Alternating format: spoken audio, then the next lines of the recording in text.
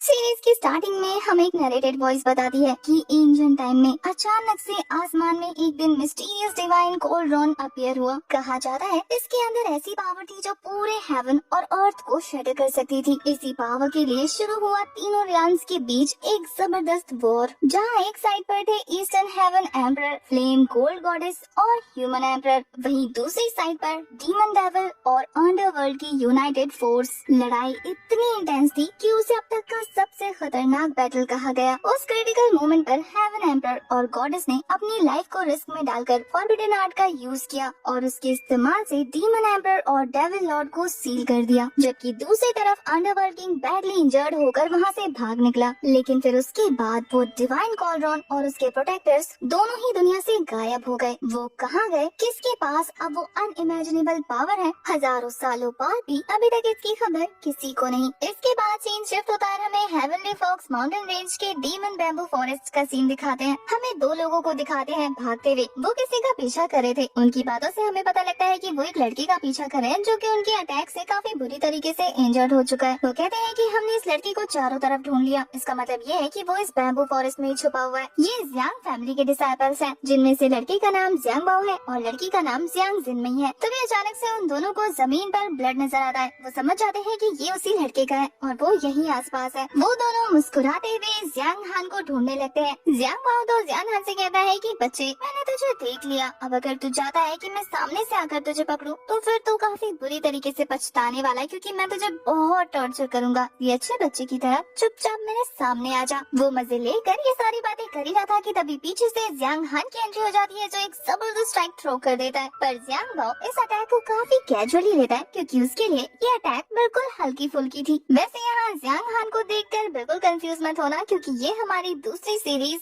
Supreme over the sky के hero Ling Tian के जैसा दिखता है। Okay, back to the story. Jiang Jinmi उसे देखकर कहती है कि मेरे भाई थर्ड एल्डर तुम्हारी बहन से शादी करना चाहते हैं। ये तो उसके लिए सौभाग्य की बात है ना। अब अगर तुम बीच में आकर इंटरफेयर करोगे तो ये तो अच्छी बात नहीं। इस तरीके से तुम बाकी लोगों को मजबूर कर रहे हो कि वो तुम्हें रास्ते से हटा दे। अगर तुम ऐसे ही हम सबका दिमाग खराब करते रहे तो फिर मजबूरन हमें भी तुम्हें मारना ही होगा ना। ये बोलने के बाद वो भी इस पर एक स्ट्राइक थ्रो कर देती है। जियांग हान काफी आराम से इस अटैक से बच चुका था जंप करते हुए, और फिर वो जियांग जिनमी से कहता है कि अपनी बकवास बंद करो और यहाँ ध्यान दो। तुम्हें क्या लगता है मुझे मारने के लिए तुम्हारे ये छोटे मोटे अटैक्स काफी है? जियांग जिनमी उसकी बात सुनकर हंसते हुए कहती है कि काश तुम उतने ही टफ हो जितनी तुम्हारी बातें हैं। और फिर ये कहते ही वो उस पर हमला करना शुरू कर देती है, जहाँ इस बार उसका साथ ज़्याओ भाई भी दे रहा था। वो दोनों मिलकर उस पर भारी पड़ने लगते हैं, पर जब उनके साथ वन ऑन वन बैटल होती है तो हमारा हीरो उन लोगों को पीछे हटा देता है। यहाँ जियांग बाओ की बातों से हमें पता लगता है कि क्यों जियांग फैमिली जियांग हान और उसकी सिस्टर से इतनी नफरत करते हैं। उनकी बातों से पता लगता है कि उसके फादर काफी ज्यादा पावरफुल थे, लेकिन उनके दुश्मन बहुत ज्यादा थे। जियांग बाओ कह रहा है कि अगर तुम्हारे फादर कितने दुश्मन न होते तो उन्हें तुम्हारी माँ के साथ यहाँ से भागना न पड़ता। तुम दोनों भाई बहनों की कोई कीमत नहीं है। मुझे तो लगता है कि तुम दोनों अपने माता पिता का कर्ज चुकाने के लिए पैदा हुए हो, लेकिन उस हिसाब से तुम्हारा घमंड सातवें आसमान पर है। अपने पेरेंट्स के बारे में उस लड़की के मुँह से सुनने के बाद जियांग हान का गुस्सा सातवें आसमान पर पहुँच जाता है। वो उन पर अटैक करते हुए कहता है कि तुम्हारी हिम्मत कैसे हुई मेरे पेरेंट्स के बारे में कुछ भी कहने की। वो जियांग बाओ के ऊपर जबरदस्त हमला कर रहा था कि तभी अचानक से पीछे से जियांग जिनमई उसके ऊपर अटैक थ्रो कर देती है। उसके स्पेशल पावर से हिट होने की वजह से जियांग हान थोड़ी देर के लिए डिस्ट्रैक्ट हो गया था, और इसी मौके का फायदा उठाकर जियांग बाओ ने अपनी स्वॉर्ड को उसकी बॉडी के अंदर घुसाना शुरू कर दिया था। इससे पहले कि वो स्वॉर्ड उसकी बॉडी के आर पार हो पाती, वो स्वॉर्ड उसके गले में लगे हुए लॉकेट से टकरा जाती है, जिससे एक मास्क जैसी स्पेशल पावर अपीयर हो चुकी थी, और हमारा हीरो अचानक से अंधेरे में गुम होना शुरू हो जाता है। और इसके बाद वो ट्रैवल करता हुआ कॉस्मिक कॉल्ड्रन हेवन अर्न अर्थ के पास पहुंच जाता है। वो उस कॉल्ड्रन के अंदर पहुंच चुका था। आसपास चारों तरफ नजर दौड़ाते हुए तभी अचानक से उसके सामने एक उल्टी हुई लड़की आ जाती है, जो कि उसका स्वागत किसी भूतिया तरीके से करते हुए कहती है कि तुम्हारा इस छोटे से कॉल्ड्रन में स्वागत है। जियांग हान डरता नहीं है, बल्कि थोड़ा सा क्यूरियस होकर पीछे हट जाता है, ये सोचते हुए कि ये कौन सी जगह है, क्या हेवनली रियान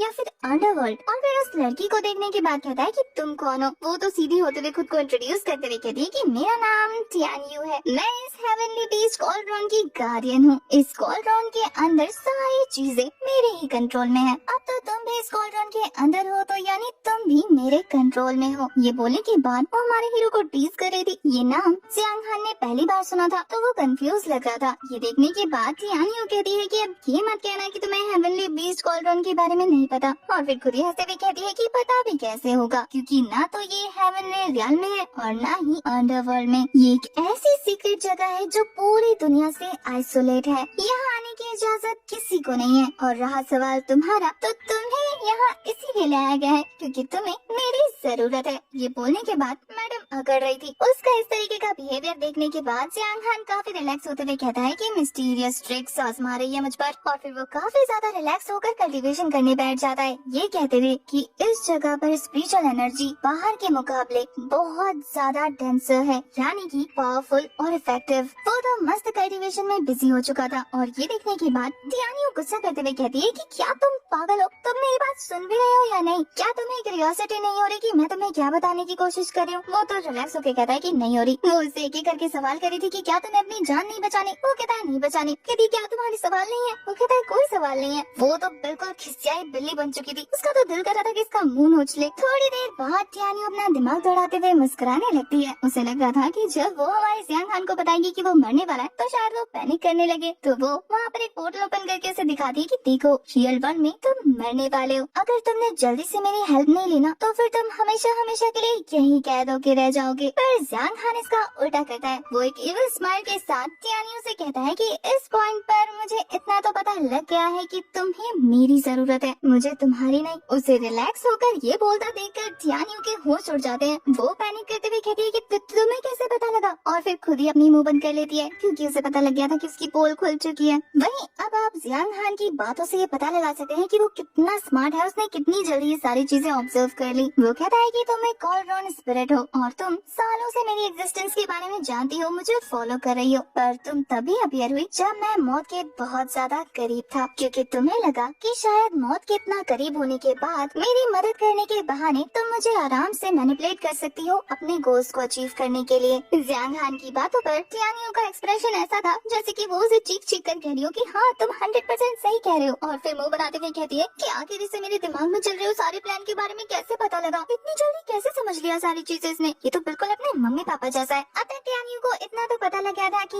वो जियांग हान को उसकी हेल्प करने के बहाने से बिल्कुल अपनी हेल्प करने पर मजबूर नहीं कर पाएगी। तो वो कहती है कि अच्छा बताओ तुम क्या चाहते हो, लेकिन फिर कंफ्यूज होते हुए कहती है कि नहीं नहीं, असल में मैं तुमसे जो कहना चाहती हूँ वो ये है कि कल्टीवेशन वर्ल्ड में रियाम्स को डिवाइड किया गया है पर्पल मेंशन में, मिस्टिक प्रोफाउंड में, माउंटेन सी में, रिइंकार्नेशन में, हेवन एंट्री में, वॉइड ब्रेकिंग में, अर्थ इमॉर्टल रियल्म्स में, और हर रियल्म को 10 लेवल में डिवाइड किया गया है। वो एक तरफ सारी इन्फॉर्मेशन दे रही थी, वही दूसरी तरफ उसकी बातों से जियांग हान बोर हो रहा था क्योंकि उसे ये सारी बातें पहले से ही पता है। पर यहाँ टियान्यू कहती है कि अगर तुम्हारी कल्टीवेशन के बारे में बात की जाए तो तुम पर्पल मेंशन के 5th लेवल पर हो। पर जियांग हान उसकी बातों को फिर से इग्नोर करते हुए कहता है कि तुम सीधा पॉइंट पे आओगी। इतना सुना था कि वो उसके पास पहुँचते हुए वहाँ पर बने हुए कुछ स्पिरिचुअल पैटर्न को अपीयर करते हुए कहती है कि ये चीजें दिख रहे हो, ये सारे डीमन बीस्ट्स हैं। तुम्हें इन सभी के एसेंस ब्लड की ड्रॉप को कलेक्ट करने में मेरी हेल्प करनी है। वहाँ पर टोटल 9 बीस्ट्स थे जिन्हें दिखाने के बाद वो कहती है कि ज्यादा मेहनत नहीं करनी, सिर्फ एक ड्रॉप ब्लड का चाहिए मुझे, जिसके बदले में मैं तुम्हें इतना ज्यादा स्ट्रॉन्ग बना दूंगी कि तुम तीनों रियल्म्स को डोमिनेट करोगे और एक सेलेस्टियल फेरी के साथ शादी भी कर सकोगे। सोचो तुम्हारी लाइफ कितनी अमेजिंग हो जाएगी, तुम्हारी पावर पीक पर पहुंच जाएगी और तुम्हारे पास दुनिया की सबसे खूबसूरत फेरी होगी। उसकी बातें सुनने के बाद जियांग हान थोड़ी देर के लिए मेस्मराइज हो गया था। आखिर पावर और खूबसूरत लड़की किसे नहीं चाहिए। टियान्यू कहती है कि बताओ लाइफ अमेजिंग हो जाएगी ना, क्या तुम्हें ये ऑफर अच्छा लगा? जियांग हान कहता है कि हाँ ऑफर अच्छा है लेकिन मुझे नहीं चाहिए। अब उसे मना करता देखकर उसे समझ नहीं आता। वो कहती है कि क्यों, ऑफर तो इतना अच्छा था, फिर क्यों मना कर दिया? जियांग हान भी लाइक मैं उनमें से किसी को बीट नहीं कर सकता, तो क्या फायदा ऐसे ऑफर का। टियान्यू कहती है कि ऐसा मत बोलो ना कि तुम नहीं कर सकते। अच्छा ठीक है, कैसा हो अगर मैं तुम्हें 3 ब्लड लाइन एबिलिटी दूं जो कि तुम्हारी बॉडी फिलहाल के लिए हैंडल कर पाए, तो फिर तो तुम मेरा काम करोगे ना। और ये बोलने के बाद वो उसके सामने 3 तीन डिवाइन आर्टिफैक्ट अपीयर कराती है जिसमें पावर मौजूद थी। वो कहती है अभी के लिए ये 3 ले लो, बाकी का तब देखेंगे जब तुम्हारी बॉडी स्ट्रांग हो जाएगी। जियांग हान उन डिवाइन आर्टिफैक्ट्स को देखकर सोच ही रहा था कि ये थोड़ा इंटरेस्टिंग है। उससे पहले टियानी उसे हवा में उछालते हुए कहती है कि ठीक है, फिर इसे ट्राई करके बताओ। जब ये डिवाइन आर्टिफैक्ट अपनी पावर को उसकी बॉडी के अंदर ट्रांसफर कर रहे थे तो हमारे हीरो को काफी पेन हो रहा था और हमारी टियानी मुस्कुराते हुए कहती है कि हाँ, जब ये तुम्हारी बॉडी के अंदर जाता है तो इससे थोड़ा सा दर्द होता है, बर्दाश्त कर लेना। उस अनबेरेबल पेन को बर्दाश्त करते हुए हमारा जियांग हान कहता है कि तुम्हारी ये वार्निंग एग्जैक्ट टाइम पर कैसे आती है। जियांग हान को ऐसा लग रहा था जैसे कि उसके एक एक मसल को कोई चीर फाड़ रहा हो और उसकी नसों में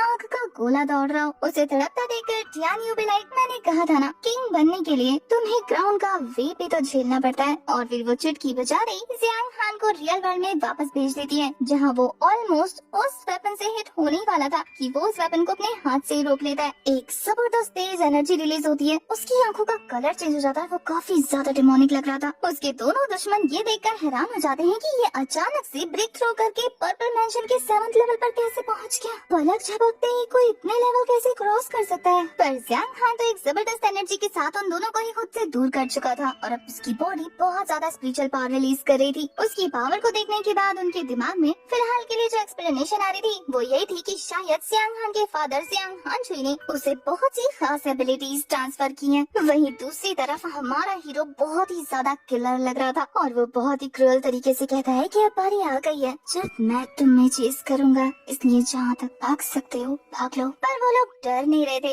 इनफैक्ट जियांग बाओ तो अटैक थ्रो करना शुरू कर देता है। वो उसके पास पहुंचकर एक जबरदस्त स्लैश लगा चुका था। वहीं जियांग हान एक जबरदस्त स्मर्क के साथ वहाँ से निकल जाता है। देखते ही देखते उनके आगे से गायब होकर उनके पीछे पहुंच जाता है। उसकी तेजी से स्किप होने वाले मेथड से वो कंफ्यूज हो जाते हैं और उनके समझने से पहले ही हमारा हीरो क्रूअल तरीके से उसकी बॉडी में अपना वेपन आर पार कर चुका था और उसे मारने के बाद वो उसके कान में कहता है कि मैंने कहा था ना भाग लो, तो फिर भागे क्यों नहीं, क्या तुम्हें और चाहिए। जियांग बाओ तो मरते मरते काफी ज्यादा कंफ्यूज लग रहा था। उसे समझ नहीं आता कि जियांग हान ने उसके साथ ऐसा कैसे किया। तो जियांग हान मुस्कुराते हुए कहता है कि ये मत कहना कि तुम जानना चाहते हो कि इस मूव को क्या कहते हैं। और फिर वो बड़ी बेरहमी से उसकी बॉडी से अपनी स्वॉर्ड निकालते हुए कहता है कि इसे शेप शिफ्टिंग शैडो कहते हैं। वो तो देखते ही देखते वहाँ पर ढेर हो जाता है और अपने सामने जियांग बाओ की लाश देखने के बाद जियांग जिनमें की हालत पतली हो चुकी थी, लेकिन साथ ही उसे जियांग हान पर गुस्सा भी आ रहा था। तो गुस्से में अपने दांत पीसते हुए अपनी एनर्जी रिलीज करके कहती है कि तुझे तो आज मैं जान से मार दूंगी। पर वो फिर से स्मर्क करते हुए उसके अटैक से बचने के लिए उसी टेक्निक का यूज कर रहा था, जहाँ वो एक पल को अपनी जगह से गायब हो जाता और अटैक खत्म होने के बाद फिर से वहाँ पे हो जाता। वो तो यहाँ जियांग मिन के साथ ऐसे खेल रहा था जैसे कि वो कोई छोटी बच्ची हो और फिर इसी टेक्निक का यूज करके वो उसके ऊपर पहुँच जाता है, ये कहते हुए कि सिस्टर इधर उधर कहाँ ढूंढ रहे हो, मैं तो ऊपर हूँ। और जब वो वहाँ से भाग रही थी तो वो उसके पीछे एक जबरदस्त अटैक कर दे रहा है, जिससे वो काफी बुरी तरीके से इंजर्ड हो जाती है। जमीन पे गिरने के बाद वो जियांग हान से रिक्वेस्ट करी थी कि प्लीज मुझे जाने दो। जियांग हान उसी की तरफ बढ़ते हुए अपने डैगर को साफ करते हुए कहता है कि सिस्टर मुझे तुमसे एक बात जाननी है, अगर मेरी माँ तुम लोगों को बचाने के लिए तुम्हें वो बेल न देती तो तुम लोग 5 सालों पहले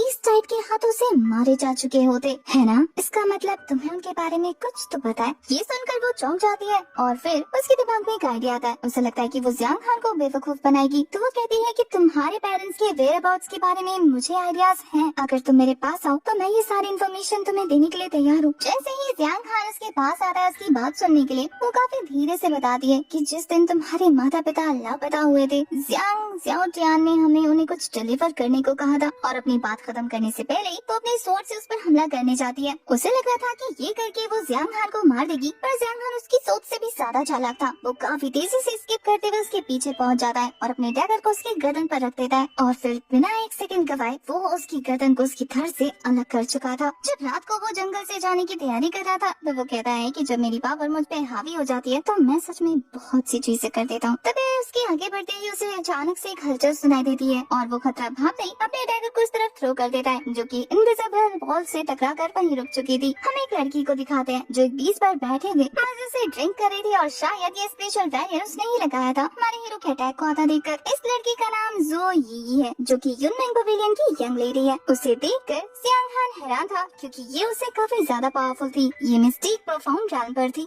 ज़ाओई हमारे हीरो के अटैक को देखने के बाद जो वाइन की बोतल पी रही थी उसे तोड़ते हुए कहती है कि क्या ये सड़क तुम्हारे अब्बा की है, और अगर है भी तो क्या एक लड़की इससे आना जाना नहीं कर सकती। पर जियांग खान तो उस लड़की को देखते हुए कहता है कि जियांग ज़ियाओटियान लगता है कुछ ज्यादा ही बेसब्र हो रहा है मुझे मारने के लिए, जो उसने मिस्टेक प्रोफाउंड रियान की एक लड़की को मुझे मारने का ऑर्डर दिया है। ज़ोई उसकी बातें सुनने के बाद कहती है कि मुझे फर्क नहीं पड़ता कि हेवन और अर्थ में क्या हो रहा है, मैं तो बस इस ब्यूटीफुल से बैम्बू फॉरेस्ट में मूनलाइट के नीचे बस अपनी ड्रिंक एंजॉय करना चाहती थी। पर तभी अचानक से एक बेवकूफ ने मेरी तरफ अपना नाइफ थ्रो कर दिया। क्या तुम मुझे जान से मारना चाहते हो? तुम कोई लुटेरे हो? देखो भाई, मेरे पास पैसे नहीं है, अगर वाइन की बोतल चाहिए तो ले लो। अब ज़ाओई की इस तरीके के बिहेवियर पर हमारे जियांग खान को पता लगता है कि शायद उसे गलतफहमी हो गई है। इस सिचुएशन को देखते हुए तो वो यही समझ सकता है कि इस पर्सन का जियांग ज़ियाओटियान से कोई लेना देना नहीं, इसलिए फालतू में ऐसे इंसान के साथ दुश्मनी मोलने का क्या फायदा। इसलिए वो कहता है कि मुझे अपनी गलती के लिए माफी मांग लेनी चाहिए, और फिर वो उस लड़की से पोलाइटली माफी मांगते हुए अपने डैगर को वापस खींच लेता है। पर जैसे ही जियांग खान वहाँ से जाने के लिए अपने कदम बढ़ाता है तभी पीछे से ज़ाओई आवाज मारते हुए कहती है कि रुको एक मिनट। तो फिर से फाइट के लिए चक्करना हो जाता है, और इस बार उसे कुछ सस्पिशियस लग रहा था। पर आगे से ज़ाओई काफी ज्यादा कंफ्यूज होते हुए कहती है कि क्या तुम्हें माउंटेन से नीचे जाने का रास्ता पता है। इसके बाद सीन शिफ्ट होता है, हमें जियांग पैलेस के अंडरग्राउंड प्रिजन का सीन दिखाते हैं, जहाँ पर एक बूढ़े आदमी को हुक से काफी बुरी तरीके से लटका के रखा हुआ था। वहीं उन बूढ़े इंसान के पास एक छोटी बच्ची भी लेटी हुई थी, और वो भी काफी बुरी तरीके से इंजर्ड थी। उस छोटे बच्चे की बातों से हमें पता लगता है कि वो और कोई नहीं बल्कि जियांग खान की छोटी सिस्टर है, और ये बूढ़े इंसान और कोई नहीं बल्कि जियांग फैमिली के सुप्रीम एल्डर हैं, और इन दोनों को ही यहाँ पर जियांग ज़ियाओटियान ने ट्रैप करके रखा हुआ है। छोटे बच्चे ली जियांग खान को याद करते हुए रोना शुरू कर देती है। वो तो अपने सुप्रीम एल्डर से पूछ रही थी कि एल्डर, क्या मेरे पेरेंट्स हम दोनों भाई बहनों से नफरत करते हैं जो उन्होंने हमें छोड़ दिया? 5 साल हो गए हैं, हमें उनकी कोई खबर नहीं, क्या वो सच में हमसे नफरत करते थे? सुप्रीम एल्डर छोटी ली को रोता हुआ देखकर चुप कराने के लिए कहते हैं कि सिली गर्ल, तुम जो सोच रही हो वो बिल्कुल गलत है। तुम्हारे पेरेंट्स तुमसे बहुत प्यार करते थे, तुम दोनों उनकी जान से भी ज्यादा प्यारे थे, और ऐसी जान से ज्यादा प्यारी चीज को कोई कैसे अबैंडन कर सकता है? मुझे यकीन है कि उन्हें रास्ते में किसी बड़ी मुसीबत का सामना करना पड़ा होगा, या फिर वो ऐसी सिचुएशन में फंस गए हैं जहाँ से निकलना मुश्किल है। अगर ऐसा ना होता तो वो तुम लोगों तक कब के पहुँच जाते। छोटी ली रोते हुए कहती है कि सुप्रीम एल्डर, मैं उन्हें बहुत ज्यादा मिस कर रही हूँ, आखिर वो कहाँ होंगे? तभी वहाँ एक आवाज गूंज जाती है जो कि बहुत तेज आ रही थी। ये आवाज और किसी की नहीं बल्कि जियांग ज़ियाओटियान की थी, जो कहता है कि मरे हुए लोग कभी वापस नहीं आते। छोटी ली जियांग ज़ियाओटियान को देखते हुए कहती है कि आखिर मेरा भाई कहाँ है? तुमने मेरे भाई के साथ क्या किया? और फिर वो दौड़ के उसके पास जाकर अपने छोटे छोटे हाथों से उसे हर्ट करने की कोशिश कर रही थी, उसे पीट कर, लेकिन वो कुछ नहीं कर पाती। जियांग ज़ियाओटियान बहुत ज्यादा क्रूअल था, उसे उस लड़की से कोई मतलब नहीं था। वो कहता है कि अपने पिता की वो सीक्रेट टेक्निक मुझे हैंड ओवर कर दे और मैं तेरी जान बख्श दूंगा, उसके बाद मुझे तुम जैसे कीड़ों से कोई लेना देना नहीं है। पर छोटी ली इस बात से चिढ़ते हुए कहती है कि एक बार मेरे पेरेंट्स को आने दो, वो तुम्हें इतने अच्छे से सबक सिखाएंगे ना कि तुम अपने किए के लिए उनके सामने भीख मांगकर माफी मांगोगे। मैं तुम्हारी सारी शिकायतें उनसे करूंगी। उसकी बातें सुनने के बाद वो उसे एक जबरदस्त थप्पड़ रसीद कर देता है। छोटी ली उस थप्पड़ को खाकर नीचे गिर चुकी थी। सुप्रीम एल्डर ली की हालत देखने के बाद गुस्से से भर चुके थे, लेकिन वो जियांग ज़ियाओटियान का कुछ नहीं कर सकते। वहीं जियांग ज़ियाओटियान कहता है कि 16 साल पहले तुम जियांग हानशुई को पता नहीं कहां से उठाकर लाए और जियांग फैमिली का मेंबर बना दिया। तुमने हर कदम पर उसकी मदद की, एक ऐसे पहाड़ी आदमी को जिसे कोई नहीं जानता था, उसे तुमने जियांग फैमिली का 4th एल्डर बना दिया। इतना ही नहीं, तुम्हारी मदद की वजह से सारी जियांग फैमिली उसे क्लैन लीडर बनाने पर तुली हुई थी। पूरी जियांग फैमिली में अगर उस बंदे को अच्छे से अगर कोई जानता है तो वो सिर्फ तुम हो, इसलिए तुम उसके उस सीक्रेट टेक्निक्स के बारे में भी बहुत अच्छे से जानते हो। उसकी वो छुपाए हुए प्रीशियस मैनुअल मुझे चाहिए, और मेरे सामने ये नौटंकी तो बिल्कुल मत करना कि तुम्हें नहीं पता वो कहाँ है, क्योंकि अगर हानशुई सबसे ज्यादा किसी पर भरोसा करता था तो वो सिर्फ तुम थे। ये बोलने के बाद वो सुप्रीम एल्डर की बॉडी पर लगे हुए पिंस को खींचना शुरू कर देता है, जो कि उनकी बॉडी पर धंसे हुए थे और उन्हें पेन होने लग गया था। वो उन्हें टॉर्चर करते हुए कहता है कि तुम्हें क्या लगता है, तुम मुझे नहीं बताओगे तो मुझे पता नहीं लगेगा कि तुम सब जानते हो। पर सुप्रीम एल्डर का कहना था कि हानशुई ने अपनी जिंदगी में जो कुछ भी हासिल किया है वो अपनी एबिलिटी और एफर्ट्स के बलबूते पर हासिल किया है। पूरी जियांग फैमिली उसे क्लैन लीडर इसलिए नहीं बनाना चाहती थी कि उसकी कल्टीवेशन सबसे ज्यादा